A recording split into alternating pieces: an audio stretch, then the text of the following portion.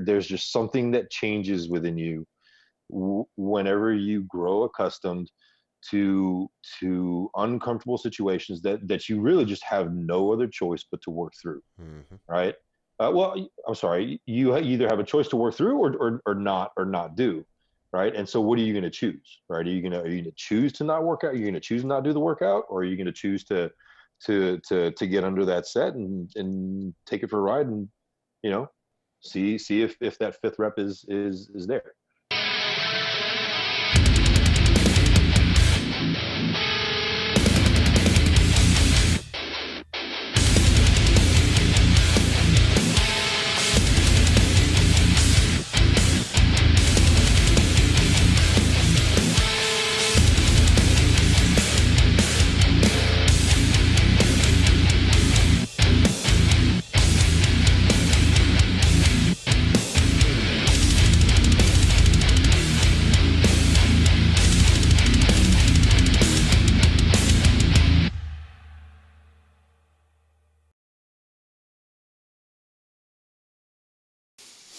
All right, I'm here today with JD Shipley. He's the owner of Starting Strength Houston and Starting Strength Katy. He is here on the big screen with us today. The screen doesn't quite do him justice. He's our biggest franchise owner. JD weighs 285 pounds. Is that right, dude? 280, 280. 279 as of this morning. You're slipping, man. Um, Huh. I think the owner out in Tulsa is giving me a run for my money if Yeah, I yeah, he if owns I a big if boy. I if I see it from Instagram. Yep, he's a If 500 I'm pound reading it deadlifter, right? correctly. Yeah, Yep.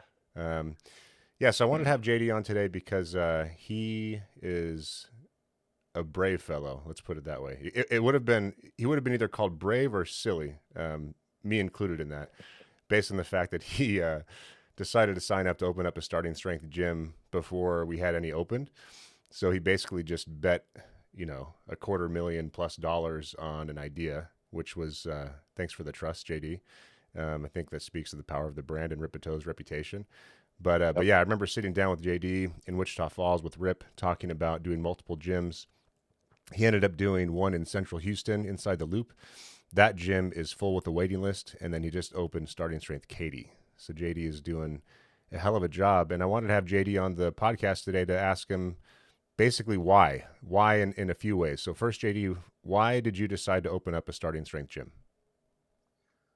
Oh man, yeah. I mean, if you really want to get into this, so the reason behind that, I mean, if we're gonna get into it, I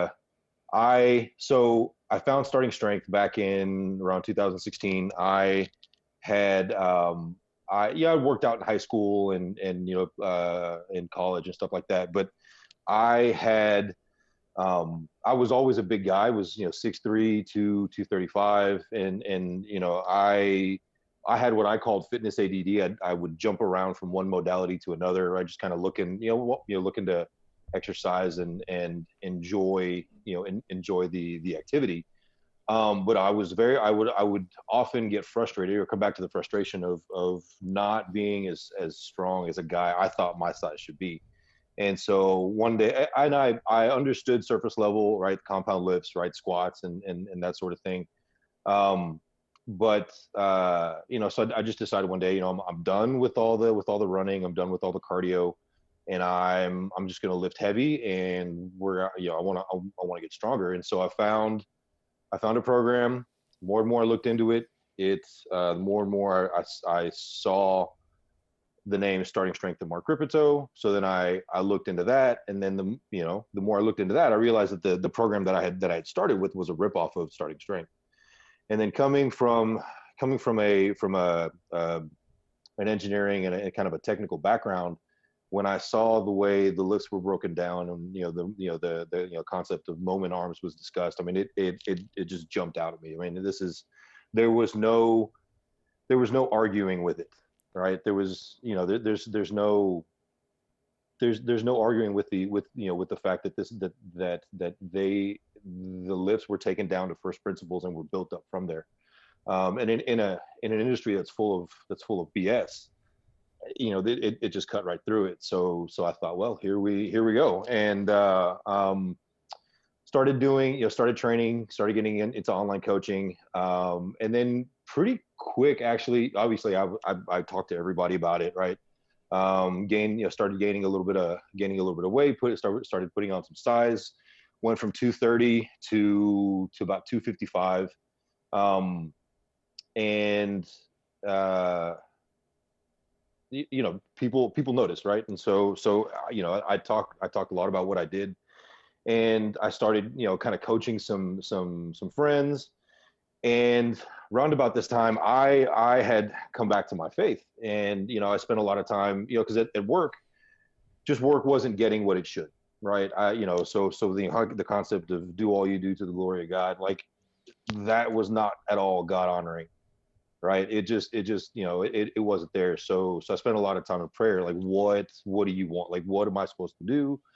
And this is going to sound cheesy, but quite honestly, I heard help other people get strong. And within 6 months, I had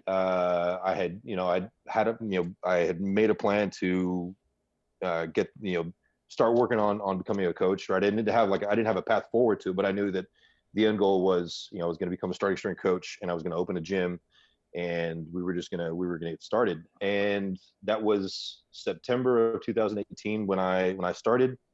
And I think I reached out to you in October, and by December we had signed the franchise agreement for two gyms. And the reason for the gyms, right? I thought, well, because I thought, I'm gonna open my own gym, I'm gonna figure out all the systems, and I'm gonna, get this all worked out, I'm gonna build my own brand, and blah blah blah. And I thought, well, because when I first found out about the gyms in April at StrengthCon, I was pissed, actually. I was a little pissed. You and a And bunch of other people were.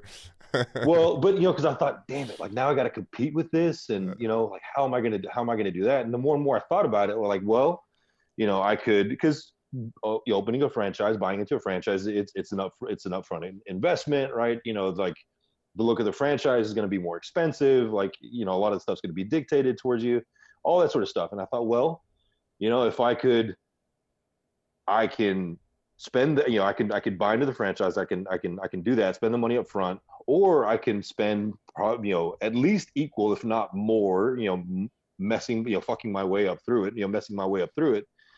And maybe I get a good outcome, maybe I don't, like who knows, right? And so I realized that, that's when we started talking. I interviewed it, you were interviewing me, but at the same time I was interviewing you. I asked to talk to Ben, like I want to talk to the real estate guy. That was a Right? tough It's like interview, by the way. I was like, damn, this guy's intense. who who is, who's this team? Because and then I realized that, like, if I not only am I buying into the systems already set up and like a lot of stuff figuring out, but we're so new into it, like you're just as bought into me succeeding as I am. When I looked at it that way, it was really a no-brainer.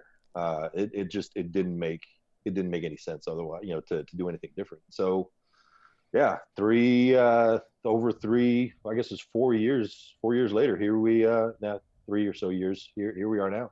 Yeah, man. Well, I'm glad that you noticed that becoming a new entrepreneur is not as straightforward as it seems, and that you decided that spending the money to buy into a system that's already established and works is a good idea. The Mm-hmm. franchise team and I are here in Boise this week, and we decided that our motto is we've made all the mistakes so that you don't have to. Um, so Yeah. hopefully you've benefited from that. But yeah, man, we are bought into your success, and I think that shows through. And I think that your gym is more successful than even my most optimistic forecasts in Excel. Your gym is just crushing it. And I think what did that, if I'm not mistaken, is I told you that Dallas would be the number one gym in the franchise. And I'm pretty sure that pissed you off, and you made sure that didn't happen. But Dallas is Well, close. Dallas would be if it had one more, rack and could expand to that, right? I love the fact that I get to compete against Brent Carter. Like that is a big, that's a big target, to that's a high standard to set myself against, personally. Like I like to give Brent a lot of crap, but he, like, yeah, he sets a very, very high standard. So to be able to compete there is I think a big compliment. Brandon's a machine. He cares about every detail to as much as He you could is. possibly care about it, which is awesome. He is. Yeah. Yes, he is. I wanted to ask you about your path to becoming a starting strength coach because I think it's one thing to open a starting strength gym, and you don't have to be an SSC for that, but you have to be bought in. We don't sell Yeah. gyms to people that aren't in love with this program and have benefited from it themselves. So you decided to buy a gym, get it opened, and then along the way, you became a starting strength coach. Tell us about that process. Well, so one, the reason behind that was that was part of the plan initially, right? That plan has evolved, had evolved, but I so I knew.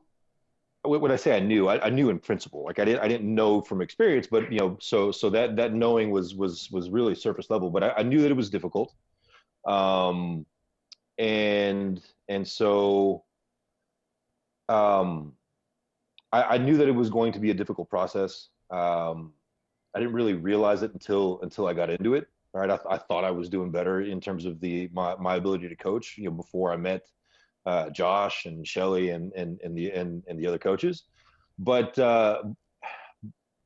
but the reason for that, right? My intention with opening more than one gym, like my intention is to open more in Houston, and obviously that's something that we have to talk further about. Um, but but my intention was to have as many gyms open as makes sense. So in starting the first one, it needs to run like that's the case to the extent that it can. Which means I need a team, which means that there's going to be kind of layers of how things are done. Um, and if that's going to be the case, then the best place for me to start is at the bottom, right? And so I need to know what the apprentice goes through. I need to know what the coaches go through. I need to know, in order to be able to lead this, I need to have at least some working level knowledge of what's going on. Otherwise, it's just so easy to sit up in some ivory tower making decisions that the rest of the team has to enact, and you know just doesn't work that way. Yeah, I And think there's also, two like, ways to do it, right? So the way you did it is definitely correct, and I think this is the more thorough way. It's you are the business leader, and also you can have an intelligent conversation about coaching quality, and you can do so with authority because you've gone through the process of getting the credential. The other way to do it is you can just handle the business side, and then you can hire a head coach and fully lean on them to make all the coaching decisions and trust their judgment and not be able to really have an argument or discussion on certain things. That may be a gap depending on who you hire, but if you hire the right person, you might be all right. yeah, that it was. So my father-in-law was an officer in the military, and one of the things that stuck out to me that he said a while back, like if your troops are sleeping in the mud, you're sleeping in the mud, right? If whatever your guys are going through, like, you have to go through that at some point. And so I know Josh, Shelley, people have eaten some crap to get that credential and to be where they're at. And so the only way to know, to know that is to actually go through that. And it was the first aspect that you said, like, if I'm going to have a conversation with my, if I'm going to lead a bunch of starting strength coaches, right? There's just a level of separation if you have not gone through what they've gone through to be able to be able to do that. And so to me, it was extremely important to get that done. I am the worst starting strength coach in the gym, by the way, and that's I the I guess that's kind of a good thing, Yeah. except for me. But yeah, I mean, the other guys, they're so much better at it. They get way more reps, and I work on keeping up to the extent that I can. Right, I had a conversation with Josh a while back about something that didn't go exactly well with one of our members, and he's like, yeah, we need to get you back in the gym and get you in here more, coaching a little more actively. So speaking of your members, let's ask the reason why when it comes to your members. What does it cost to train at Starting Strength Houston per month? At Starting Strength Houston, we are at an average of $35 a session. That's billed monthly at $455. So $435 a session is a hell of a deal to train with a starting strength coach. But no matter how you slice it, $455 a month is a lot of money per month for Hmm. someone to spend. Hmm. That's a lease payment, right? Um, Yep. and it requires a 90-minute commitment 3 times a week, and not just coming in whenever you want, but coming in on a schedule. Um, to me, that demonstrates that members are getting a significant amount of value because they're spending so much of their money and so much of their time to come train with you. Why Hmm. is that? Why do they do that?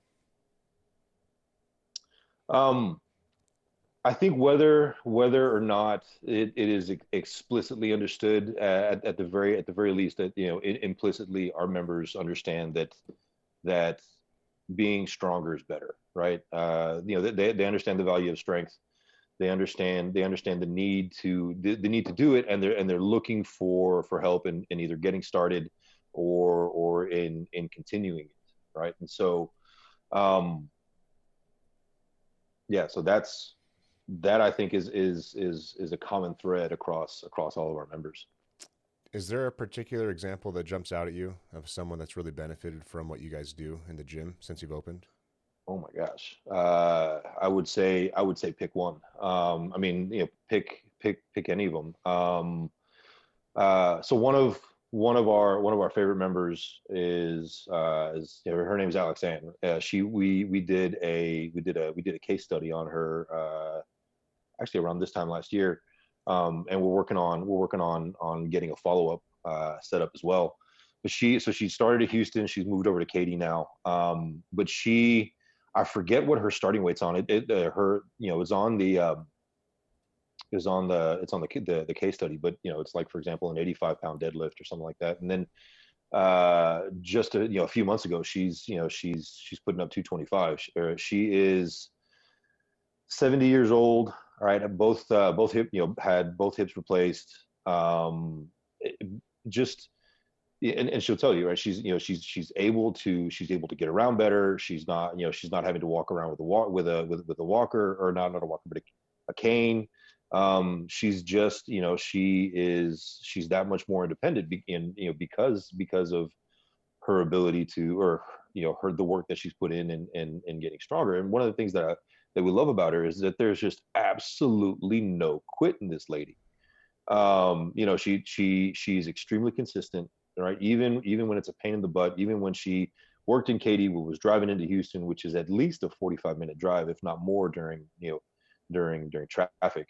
Coming in and uh, you know going grinding through a deadlift yeah, at least once a week, and then grinding through press singles and setting it down, and then looking over and be like, all right, let's go for the next one, right? Where most people would set it down and go, that's just not something I want to do. There's it fills me with joy to see our members come in and say, I feel better. I love coming in here because it grounds me, right? All that stuff out there, um, I know I can come in here and get it worked out. Man, that's pretty cool. 70-plus-year-old lady.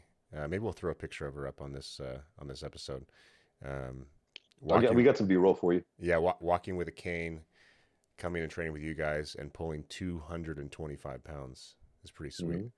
Hmm. Um, Yeah, I mean, we've got a couple other members, um, especially at Katy. Katy are starting. Since we just opened, we don't. We're not completely full, but the majority of our membership is actually skews older. Um, and to see somebody walk in a month ago, they especially when somebody comes in for an intro, when they're older, we're watching how they sit down on the bench to put to put their shoes on, and how they get up, right? That gives us a ton of information about how that intro is going to go, and where we need to start. And we've had several people come in where we watch them and go, all right, they're struggling getting up. We're not even going to put a bar on this person's back. We're going to work to a bench, and it's probably going to be high, and we're going to, that's where we're starting. And then to see them come in a month later, and they're to depth. They've got a bar on their back, and there are a couple plates on that bar, and they're doing it for reps, right? It is. it's even if that person doesn't know it, then it blows our mind. We're overjoyed with it because we know what that's doing in that person's life whenever they walk out of the gym. Yeah, last night we had dinner with the franchise team since they're in town, and we welcomed two new guys to the construction side of the business, Adam and Dana, and both guys know about fitness, have been around. You know, they know the standard stuff. And we had a couple of drinks. I was getting kind of loose, and I just looked at both of them. I said, "Look, guys, I don't know how to put this to you, but you need to do the starting strength program, and it will benefit your life." And it's as simple as that. So, and if I have to coach you myself for free, I'd be happy to. I don't know how else to tell you, man. But what's the rip quote from the book? It's a man is. It's eloquently said. I'm going to butcher this, but it's something about a man being happier, strong than he would be otherwise, right? So get stronger, you Hmm. will be happier. That's the theme. Hmm. Let's talk about your coaching staff. You have a hell of a coaching staff. You opened with basically um, Ripeto's disciples, so guys that grew up in his gym. So Josh Wells, Shelly, his wife, both SSCs. You opened Houston with Chase Lindley, the Vanilla Yeah, Gorilla. yeah. Um, Tell me about what it's like to see those guys in action and what you've learned from them. It is so it has been it has been a blessing. I think to be able to even just be around some of those guys. I think Josh likes to say that I inherited Rip's delinquent children. Um, but yeah, it, one of the things I look forward to in terms of hiring Josh, Shelley, and Chase was the fact that that's as close to having Rip in the gym from an aspect of one, the ability to coach, but two, just the maintenance of quality standards. Right, they're there's they're so bought in, and there's no watering down of what we do, and it's great because it holds it holds me accountable too for how we're running the business, how we're growing coaches, that whole process. It's been it's been great. I think especially starting out, we did a lot of training together. And so conversations just happened organically as the specific nuance, the specifics of whatever aspect of the lift. And I think being able to coach them, one, I think really helped sharpen me, um, because one, everybody, no matter their training advancement, is going to have some sort of form error go on, right? With a coach that's been training so long, those form errors are actually quite subtle. Hmm. And so it takes it takes some refinement to see it. And then not only that, like you've got to really refine your delivery. Otherwise, you get Chase that's going to set down 600 pounds back on the back onto the rack and say, "What the fuck are you saying?" Right? Stop. Uh-huh. Right? And I've had 20, I've had Chase not kind of pull me aside and say, like, stop that no, which is extremely humbling, right? Because Chase is, at the time, Chase was a 21-year old kid. Yeah. So it was a great experience. I think we're all the better for that. Excellent. And I think, yeah, I mean, it's been from the aspect of uh being able to maintain a certain culture within the gyms. I mean, right, it's the team that helps set that. Yeah. Speaking of your culture, the thing I like most about Houston is that it is a place of high standards, and lifts are going to be in line with the model. There's no room for sloppy form. There's no room for errant programming. But at the same time, it's a lot of fun, and I think Josh is a big part of that. Josh is just Yeah. always fucking around and doing his Cartman impression and having a good time. So you Yeah. have a great vibe in that gym. And I think part of Yep. it is also due to your leadership style, which is probably influenced by your family's military background. I know you're a fan of Jocko. Can you tell me a bit about Interesting. your, I know you love the book Extreme Ownership. Tell me a bit about your leadership philosophy. Uh, really, I think it is. I think it is extreme ownership. I think it's a lot harder.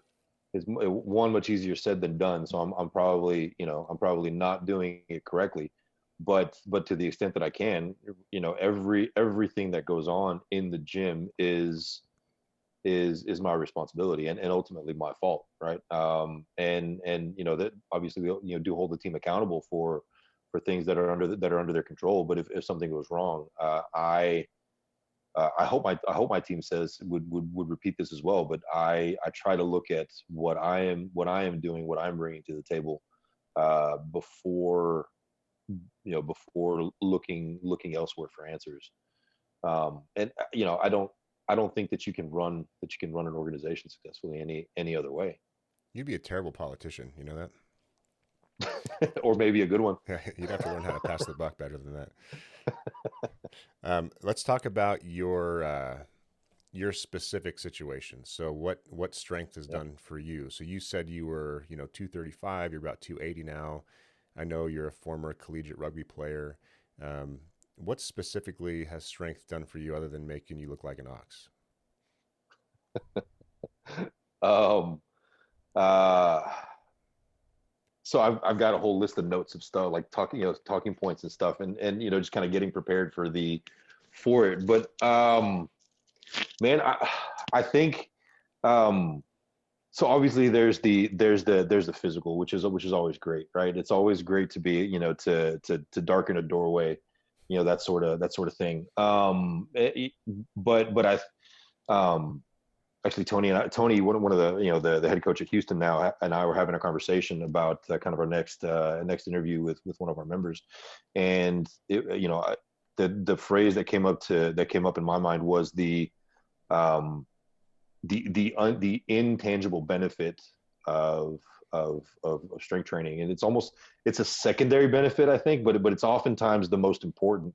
And that is I would call it the emotional, or the mental aspect.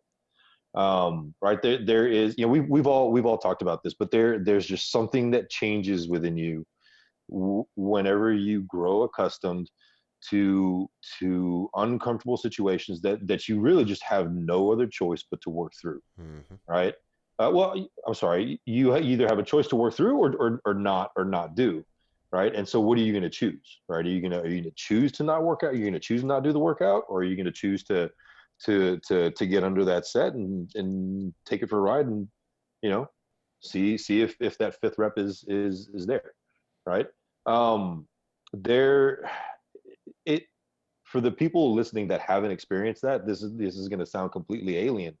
um but there's just something that's different about you whenever if you do that enough Hmm. times, Hmm. right? Go ahead. Like the quote on the wall of the gym: "The deadlift also trains the mind to do things that are hard." And the psychological benefit of this cannot be overstated. Yep, it is. One of the things that I kind of had, kind of pulled out was the barbell prescription, which the first the first six chapters of this book to me it's hard to state how um, impactful they are to me. But it talks about cellular apoptosis. Probably butchering that word, but chapter 5, it talks about how the body will signal cells to die as just part of the body's process. Um, but as we get older, um, there's a physical atrophy, right? There's a physical atrophy that comes along with that. And the quote is from the book: "This physical atrophy is accompanied by an equally deadly psychological decline." Um, Too often the aging individual sees that he is getting weaker and so lowers his expectations and his efforts. Once the psyche has surrendered to decline and death, It's all over but the suffering. And so there's a lot of things that you can do that are hard, that are difficult, that that have a similar mental provide a mental challenge, but there's nothing that helps take care of the physical and the mental like strength training does. And so um to me, the why, the why for this. I mean, this is obviously much farther down the road, but the why behind strength training is that it is a gradual decline down, down to to old age, and damn it, I'm not going to make it out of this life alive, but I'll be damned if I don't go down swinging. Um, it's just that, that to me is the why behind all this. And I would love for every single one of our members to have, to have that same mindset. Yep. And so that's why I do this. That's why I open the gyms. That's why, putting all this effort into growing a team. Because, how much better would this world be if that mindset was just as a matter of fact. Yep. Yep. Yeah. If you're, under 40 and you do this program, you will have an improved quality of life. You will enjoy your day to day better than if you had just stayed weak. And then if you're over 40, so I guess you can look at it like this. Your life is a parabola. The slope increases and you improve, you get better, you get stronger, more resilient. Then you reach your peak, and then you start to decline, right? So with starting strength, you can extend the slope of that curve significantly, peak much later, and then make the slope of the decline more shallow. Yeah, So you that can you're kick that slope up a little bit. That's right. Right? That's right. You're not, it's not gonna, it may not extend your life. It may not, you're certainly not gonna, not die. But damn it. I mean, let's be better able to live instead of sliding into to a long, slow decline. Yep. Right? Yep. Uh, Once the psyche has surrendered to decline and death, it's all over but the suffering. So like, that's all that there is left is to suffer through it. When people have the choice, they can make the choice to do the hard thing and fight for some improvement. Yep. And I know that Ripito knows that better than most because he's seen it happen to so many people he cares about, and that's one thing that motivates the hell out of him. And that's why he always says we're not about powerlifting; we're about making the general public stronger. And you're taking that vision, you're taking that idea, and making that real in real life, and making it accessible to hundreds and hundreds of people, which is awesome. With that in mind, what is your plan? What do you want to do? So you've got 2 gyms now. You've got a hell of a coaching staff. What's the big vision for the Houston area? As many gyms make sense. I think at this point it's a minimum 5, if not somewhere around between 5 and 8. Um, I think in parallel, it's also helping to grow more coaches. We obviously have I think a bottleneck to growth, and that is the staff. So I would really, one of my goals is for Houston is to be someplace that makes that helps to develop very, very high quality, not only coaches but head coaches. I don't think that without the gyms working towards this goal, I don't see how that is going to be crucial to the long-term success. Mm-hmm. So that has to be a goal, and there's nothing but improvement and positive results for the gyms that focus on that. I think over the long run. Yep. Right, being able to, right, when one teaches to learn, that also goes for helping to grow coaches. Right, we get better as coaches and as head coaches and as managers and as business leaders if we're working on mentoring and developing others that are coming up. You raise an interesting point. I've been around business and retail for a long time now, 20 plus years. And I don't know if you notice this too, but I am seeing a significant decline society wide in people's willingness and ability to do their job to the level that's required to be just the minimum level of quality standard. Um, and we are not falling victim to that. We are refusing to grow faster than we can while maintaining a quality standard, and that applies to the coaching Mm-hmm. staff in the gym, just like you said. But it also applies to making sure that any franchisee that wants to sign on to open a starting strength gym is at the JD Shipley caliber or the Brent Carter caliber, you know, because there are plenty of guys that want to do this. There are plenty of people that want to get into fitness because they think it's a good business, and it is. But it's got to be driven by something deeper than that, and the character, the motivation, and the capability has to match what we're looking for, so that we get gyms that are successful as yours, and people running these gyms that won't make sacrifices or compromises when it comes to the coaching staff. Because ultimately, it's a pretty gym, the equipment's great. All it comes down to are people and how well your people interact with the people coming into the gym to improve their lives through strength. Mm-hmm. What's your take on that? Am I alone in that observation? Like, I know you've seen some frustration opening these past two gyms, and the world just seems crazy right now. Anything to comment on that? Oh man. So one, in terms of the decline in quality work standard. I mean, like I said, I was one of those people. I think there's a level of despair. I think the majority of people, there's a base need to do something that is that is fulfilling. Like people, yes, you're going to have outliers and people that don't necessarily fall into that. But I think generally, if you put people somewhere where they are, where they can see their growth, right? And it's something that they enjoy doing, so they're in the right spot for them. Then I think the situation of not meeting quality, certain quality of work standards, I think is minimized. um right? But we get into bigger philosophical bigger conversations about the economy and like what's going on and all, which I don't know that we want to get into here. But what I will say, we have had this conversation before, is that I have been very, very impressed with the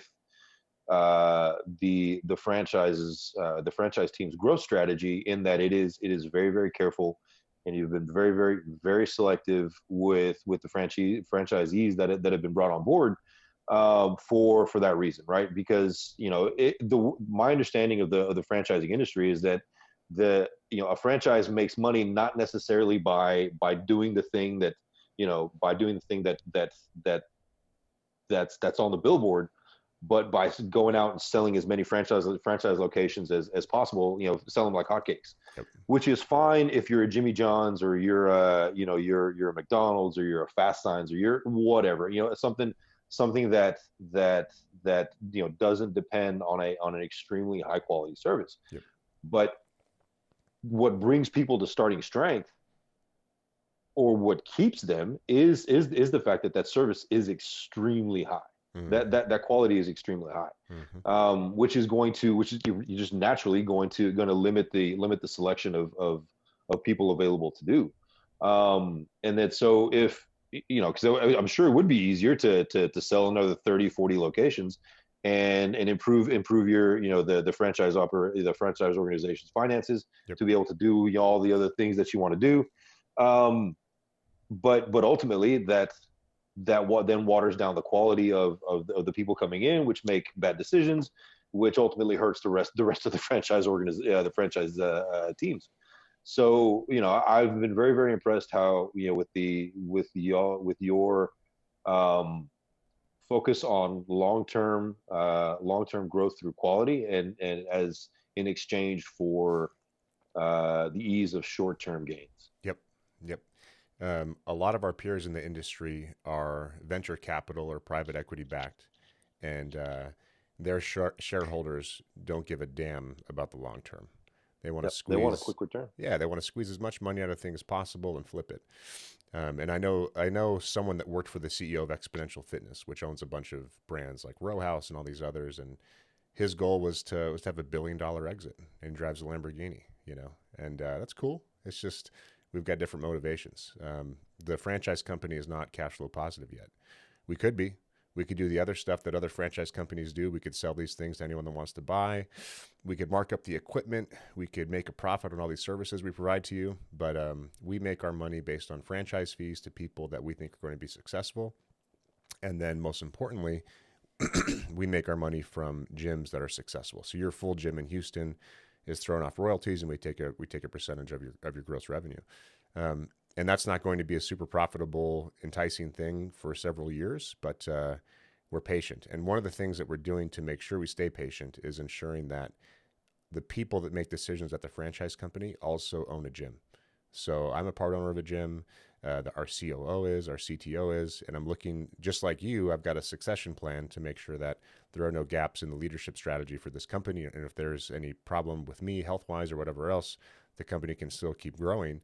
And my succession plan is a franchise owner. I've got a franchise owner selected so that when he comes in and makes decisions, he's making decisions that are best for the franchise company and best for the franchise owner and not skewed one way or the other. So thanks for saying that. And actually, that leads me to one of my last questions, which is, what do you think about your decision? So you were going to go solo, and then I announced this thing at StrengthCon in what year was that? '08, April of '08, 18. 18, yeah. I'm in the wrong decade, which pissed a whole bunch of people off, much to my surprise. And then you decided to join us and open a franchise with us. How do you feel about your decision?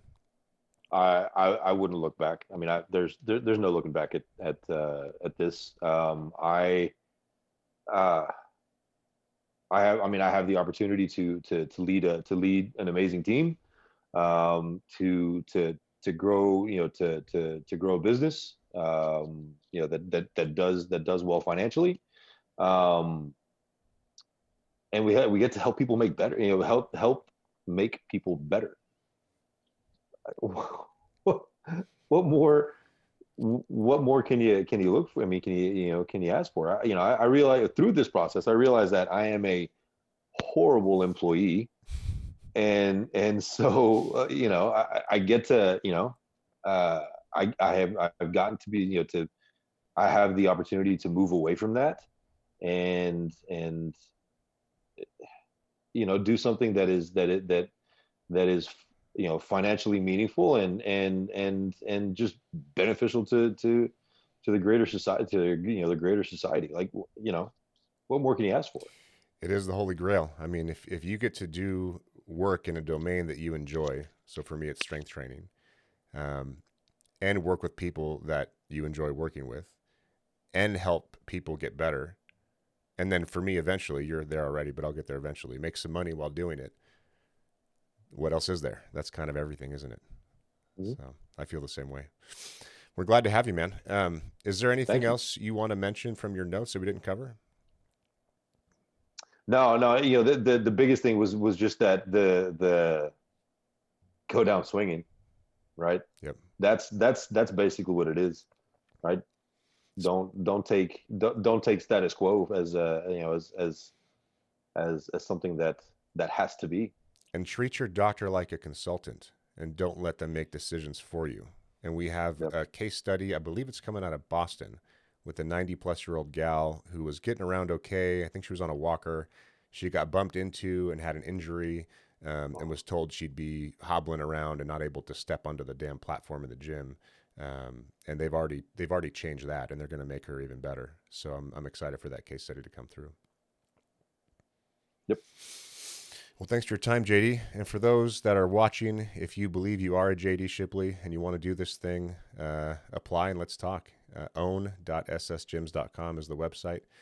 Anything else you want to mention before we wrap up here, JD? Man, I would just say do it. If if you're evaluating the viability of one of these, it's there, and it's up to you. So I guess the question that we would ask is are you the right? Not, the question isn't is this business the right thing to get into? The question is are you the right person to get into it?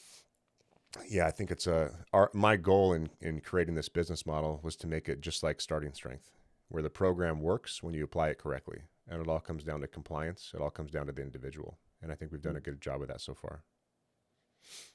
JD, thanks for the time, man. That was a great conversation. All right. Thank you very much Yep. for having me. Appreciate it. See you.